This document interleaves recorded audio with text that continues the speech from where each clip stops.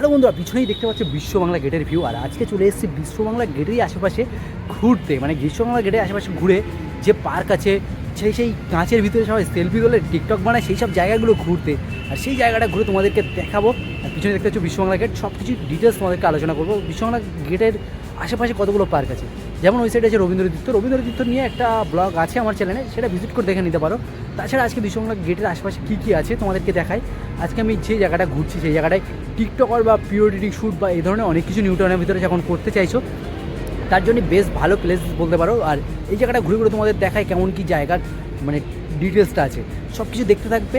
আমার এই ব্লগটা শেষ পর্যন্ত দেখতে থাকবে। আর বিশ্ববাংলা গেটের ভিউটা পিছনে তো দেখতেই পাচ্ছ, খুব সুন্দর। আর এখানে যারা আসতে চাইছো, খেতে চাইছো, তাদের জন্য বলে রাখি পার হেড 500 রুপিস করে খাবার চার্জ পড়ে। বাইক সাইডে রাখার জায়গা রয়েছে। আর এখানে আমি এর আগে খেয়ে গেছিলাম, বাট সেটার ব্লগ বানানো হয়নি, কিন্তু সেটা পরে আমি ফের ব্লগ আনবো বড়ো একটা। কিন্তু আজকে আমি তোমার বিশ্ববাংলা গেটের আশেপাশের সাইডগুলো ঘুরে দেখিয়ে দিই কেমন কী দৃশ্য আছে, কেমন কী আছে না আছে, খুঁটিনাটি সব কিছু। আর কলকাতার পুরনো লোগোগুলোর মতন এটাও একটা লোগো হয়ে দাঁড়িয়ে গেছে। মানে কলকাতার যেমন আছে হাওড়া ব্রিজ বা ভিক্টোরিয়া, তার পাশাপাশি আমাদের এই বিশ্ববাংলা গেটটাও স্মরণীয় একটা জায়গার মধ্যে হয়ে গেছে। কারণ এইটার ফটো দিলে এখন বুঝতেই পারে এটা কলকাতা। আর আমি এর পাশে আসে কিছু কিছু ছোট্ট ছোট্ট পার্ক বা সুন্দর সুন্দর জায়গা আছে, সেইগুলো তোমাদেরকে ঘুরে ঘুরে দেখাবো। আর তোমরাও চলো আজকে দেখে নেওয়া যাক এর আশেপাশে কী কী জায়গা আছে। কারণ এখানে আসলে তোমরা একটু ঘুরে নেবে কোন কোন জায়গাতে, বা বিশ্ববাংলা গেটে খেতে আসলে সাথে সাথে কী কী দেখতে পাবে সেগুলো তোমাদেরকে বলে রাখি। বা তোমরা যারা ইকো পার্কে যাচ্ছ তাদের জন্য এই টাকা এক্সট্রা পাওনা হয়ে যাবে।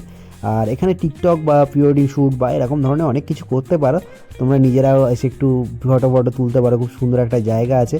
আর এই জায়গায় শ্যুট করতে ভালোই লাগবে তোমাদের, খারাপ তো লাগবে না কিছু।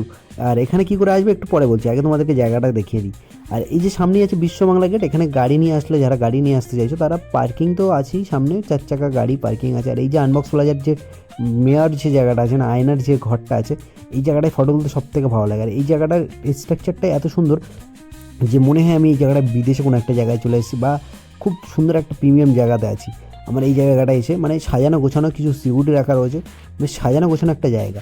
এখানে যারা আসতে চাইছো তাদেরকে বলে রাখি, হাওড়া থেকে যারা আসতে চাইছো, হাওড়া থেকে আছে AC 12 বাস আছে, যেটা সাপুরজিতে আসে, সেই বাসটা ধরে তোমরা আসতে পারো। তাছাড়াও অনেক গাড়ি আছে হাওড়া থেকে যেগুলো সাপুরজি নিউ টাউনের দিকে আসছে, ওই বাসগুলো ধরে তোমরা সোজা আসতে পারো। আর শিয়ালদা থেকে যারা আসতে চাইছো তাদেরকে বলে রাখি রাজারহাট নবান্ন ছাড়াও অনেক অনেক বাস আছে। আমি একটা বাসের নাম বললাম রাজারহাট নবান্ন, সেটা ধরে তোমরা আসতে পারো। আর বারাসাত থেকে যারা আসছো তাদেরকে বলে রাখি, বারাসাত থেকে তো বারাসাত, সাঁতরাগাছি, বারাসাত দি গার্ডেন, অনেক বাস আসছে এই বিশ্ববাংলার উপর দিয়ে। বিশ্ববাংলা গেট বললেই নামিয়ে দেবে। আর বিশ্ববাংলা গেটের লোকেশন মারলে তোমরা ইজিলি খুঁজে পেয়ে যাবে, বা র্যাপিডো, ওলা, উবের সব কিছুই আসছে। আর খুব শীঘ্রই এখানে মেট্রো স্টেশনও চালু হয়ে যাচ্ছে, সেজন্য চিন্তা নেই, তোমরা এখানে মেট্রো করেও চলে আসতে পারবে, মেট্রো। তো আই থিঙ্ক তোমরা বুঝতে পেরেছো এখানকার লোকেশন সম্পর্কে। আমি যে পার্কিংয়ের কথা বলছিলাম, এই সাইডে পার্কিং দেখতে পাচ্ছ, ভরপুর জায়গা রয়েছে। তোমরা ফ্যামিলি বা প্রিয় মানুষের হাত ধরে এখানে এসে ঘুরে যেতে পারো। আর তার সঙ্গে তাদের কিছু এক্সট্রা ছবিও তুলে দিতে পারো, তাহলে তাদেরও মন খুশ, তোমাদেরও মন খুশ। আর দেখতে পাচ্ছ এখানে একটা ক্যাফেও আছে, ক্যাফে একান্তে বলে। আর এই যে উপরে উঠে, এই সিঁড়ি দিয়ে উঠে খাওয়া দাওয়া করতে পারো তোমরা এখানে, ডিনার বা নাইট বা। এতক্ষণ দেখছিলে এত সুন্দর একটা ব্লগ, আর এখন ব্লগের শেষ প্রান্তেই এসে গেছি আমরা। শেষ প্রান্তে দেখো এই জায়গাগুলো ভিউ একদম কত সুন্দর একটা জায়গা। এই যে জায়গাটা দেখছো না, এই জায়গাটা হচ্ছে পার্কের ভিতরে এমন একটা জায়গা, যে জায়গাটা আসলে একটা আলাদা রকম ভয়েস কাজ করছে, কারণ এখানকার আওয়াজ সাউন্ড আলাদা রকম হচ্ছে। তো আজকের ব্লগটা কেমন লেগেছে, বিশ্ববাংলা গেটের পাশে এটা ছোট্ট একটা টুরিস্ট ডেস্টিনেশন বলতে পারো। যখন বিশ্ববাংলা গেটে আসবে বা ইকো পার্ক আসছো, এই জায়গা থেকে ঘুরে যেতে পারো তোমরা। তো কেমন লেগেছে সবাই জানাও কমেন্টে। Bye and take care. আবার কোনো নতুন ভিডিও নিয়ে তোমাদের সঙ্গে দেখা হবে। আমি মোট ব্লগের পক্ষ থেকে মোস্তাকিম, বন্ধুদের সঙ্গে শেয়ার করে দাও। বাই।